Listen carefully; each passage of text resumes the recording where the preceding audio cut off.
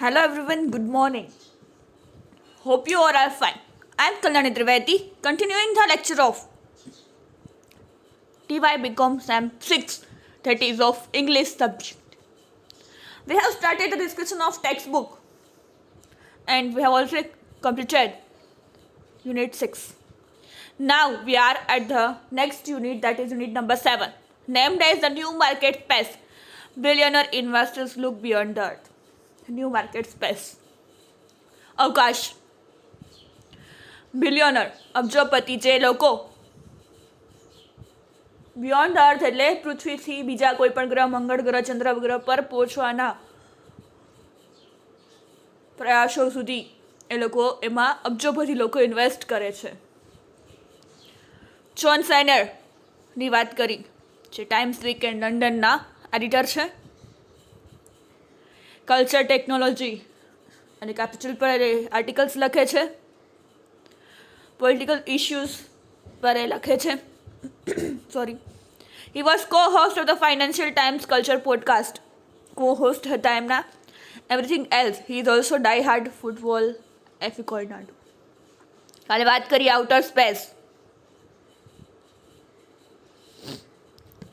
કે જે એક વખત એવું માનવામાં આવતું કે પૃથ્વી પર જ જીવન શક્ય છે, એક જ એવો ગ્રહ છે, બીજે ક્યાંય પહોંચવું અશક્ય છે. વાતાવરણ છે રહેવા માટે અનુકૂળ આવે છે મનુષ્યોને, જે મનુષ્ય પ્રાણી જળ ફૂલ પાન વનસ્પતિ જે થઈ શકે છે એવું એક જ ગ્રહ છે જે છે પૃથ્વી. However, with the advent of spaceflight in 1950, space began to be viewed as a final frontier of human settlements. જ્યારથી આ સ્પેસ વિજ્ઞાન અને ટેકનોલોજી આવી ત્યારથી આ બધું શરૂઆત થઈ કે ભાઈ વિચારવાનું કે પણ પૃથ્વી પર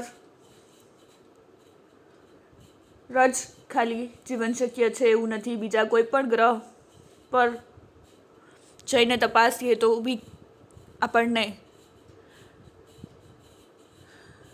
જ્ઞાન મળે કે કયા કયા ગ્રહ પર જીવન શક્ય છે.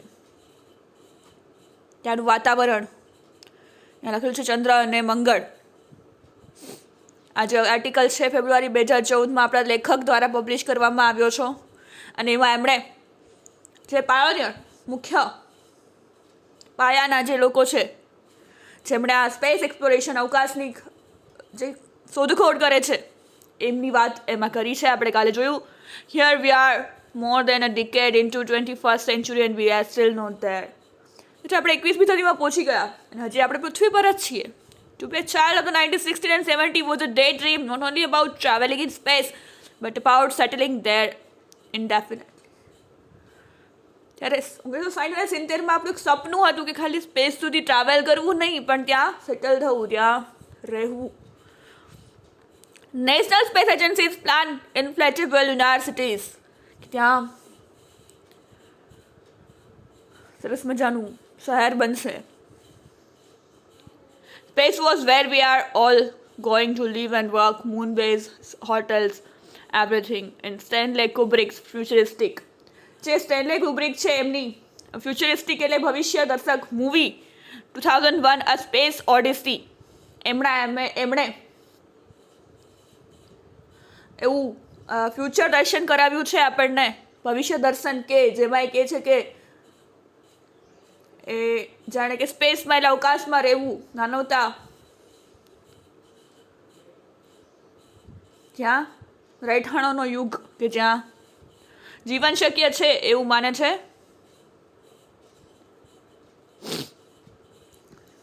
To young people today this is all news. To young people today is old news.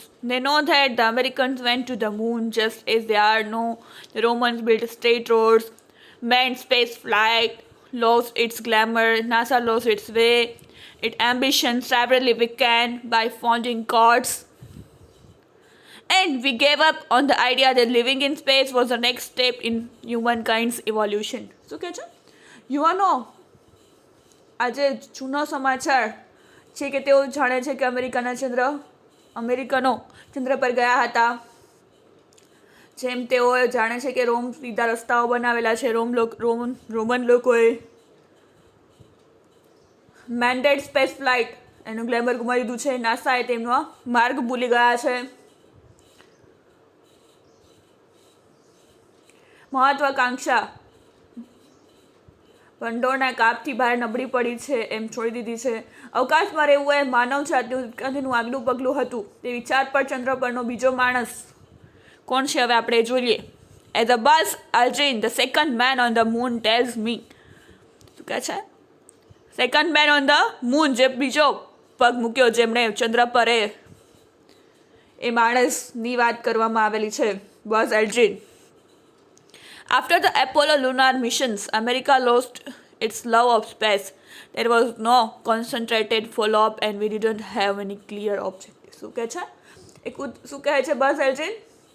Apollo Luna mission પછી અમેરિકાએ તેની જગ્યા પ્રત્યેનો પ્રેમ ગુમાવ્યો છે. ત્યાં કોઈ ધ્યાન કેન્દ્રિત કે ફોલોઅપ નહોતું અને અમારે કોઈ પ્રિય ઉદ્દેશ નથી. Still not all hope is lost for wide-eyed space cadets. હજી પણ વિશાળ આંખોવાળા અવકાશથી અમારા કેડેટ્સ જે કામ કરે છે ને આ બધી આશા ગુમાવી નથી. Today the idea if not quite the practice of living in space is coming back into fashion. શું કહે છે? હજી પણ વિશાળ આંખોવાળા અવકાશી કેડેટ્સ માટે બધી આશા ગુમાવી નથી. આજે વિચાર જો તદ્દન પ્રેક્ટિસ ન હોય તો જગ્યામાં રહેવાનો ફેશન પાછો આવે છે. મીન્સ કે ત્યાંનું બધું જોવું પડે, ખાલી ફેશનથી કે એવા ઓલાથી કે અમે ચંદ્ર પર રહેવા ગયા એ જરૂરી નથી. ત્યાંનું એટમોસ્ફિયર, ત્યાંનું વાતાવરણ, ત્યાં બધું મળી રહ્યા છે, ત્યાં જીવન શક્ય છે કે નહીં એ બધી પહેલાં તપાસ કરવી પડે. The 20th century space race was about the might of the US government. The space race today is about something that could be more powerful, private wealth. શું કહે છે?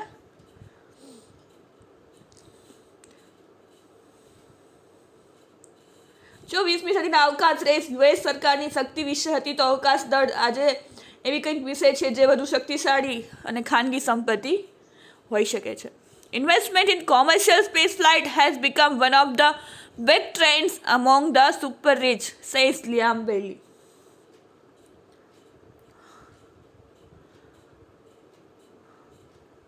Head of the global research at Knight Frank. Knight ફ્રેન્કના વૈશ્વિક સંશોધનના વડા Liam Baillie કહે છે કે કોમર્શિયલ સ્પેસ ફ્લાઇટમાં રોકાણ એ સુપર ધનિક લોકો માટે વલણ બની ગયું છે.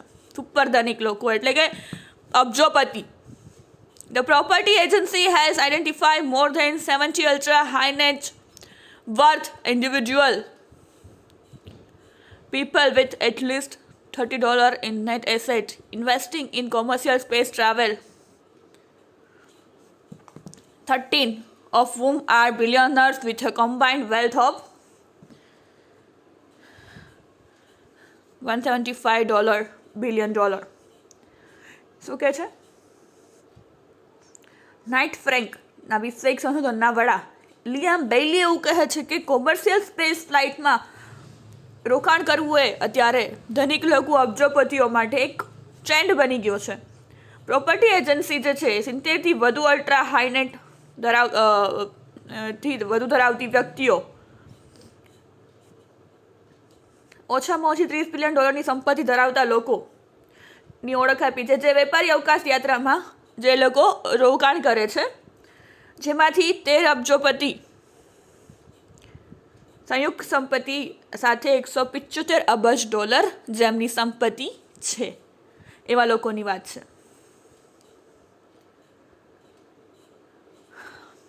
Over the past few years, this technology has come into the hands of an unlikely group of young tech billionaires and private contractors, and their startups that have boldest ambition.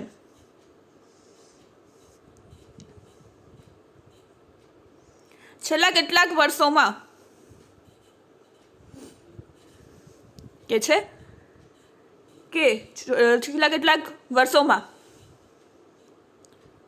જરૂરી technology એટલે કે તકનિક જે આપણે કહીએ technology વિજ્ઞાન એ યુવા tech અબજોપતિઓ અને ખાનગી ઠેકેદારોના અસંભાવિત જૂથના હાથમાં આવી છે. એટલે કે હવે જે આ સ્પેસ રિસર્ચ ટેકનોલોજી ને એ બધું છે એવા લોકો ખાનગી કંપનીઝના એ લોકો જે ઇન્વેસ્ટ કરે છે અબજોપતિ એના હાથમાં આવી છે અને તે જે એમની શરૂઆત છે જેમાં હિંમતવાન મહત્વાકાંક્ષાઓ હોય છે એવું સ્ટાર્ટઅપ કરે છે.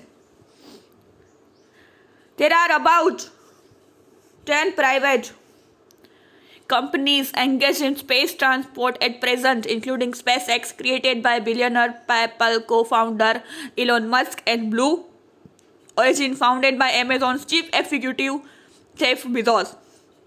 Space tourism, driven by companies such as Sir Richard Branson's Virgin Galactic and Jeff Bezos' Xcore Aerospace, aim to give the super wealthy a taste of what it is like to be an astronaut by spending them into suborbital space. શું કે છે? અબજોપતિ PayPal સહસ્થાપક alone Musk દ્વારા બનાવવામાં આવેલી સ્પેસએક્સ સહિતની હાલમાં લગભગ 10 ખાનગી કંપનીઓ અવકાશ પરિવહન સાથે સંકળાયેલી છે અને એમેઝોનના ચીફ એક્ઝિક્યુટિવ જે વાત કરી છે આપણે અહીંયા જેફ બોઝ દ્વારા સ્થાપક બ્લુ ઓરિજિન, એમણે પણ એક કંપનીની સ્થાપના કરી છે બ્લુ ઓરિજિન સ્પેસ ટુરિઝમ, જેમ કે સર રિચાર્ડ બ્રાન્સની વર્જિન ગેલેક્ટિક અને જેફ ક્રેસનના એક્સીઓઆર એરોસ્પેસ કંપનીઓ દ્વારા ચલાવવામાં આવે છે, જેનો હેતુ સુપર ધનિક એટલે કે અબજોપતિ લોકો અવકાશમાં મોકલીને અવકાશયાત્રી બનવા જેવું છે તેનો સ્વાદ આપવે છે. એટલે કે 10 કંપની અત્યારે ખાનગી સ્પેસએક્સ ને એવી બધી ઘણી બધી એમેઝોનના જે ચીફ એક્ઝિક્યુટિવ છે એના દ્વારા એક ચાલે છે. ઘણી બધી એવી 10 કંપનીઓના કીધું છે કે એવી પ્રાઇવેટ કંપનીઓ છે જ્યાં સ્પેસ એક્સપ્લોરેશન અવકાશનું જે ખોજ ત્યાં જવું કયા ગ્રહ ત્યાંનું બધી સંશોધનો ખાનગી કંપનીઓ પણ દ્વારા થઈ રહ્યું છે હવે, કેમ કે અબજોપતિ લોકો હવે આમાં ઇન્વેસ્ટ કરવામાં વધુ ઇન્ટરેસ્ટ ધરાવે છે. It's all about today's lecture. We'll continue in the next lecture. So thank you for listening. Have a nice day.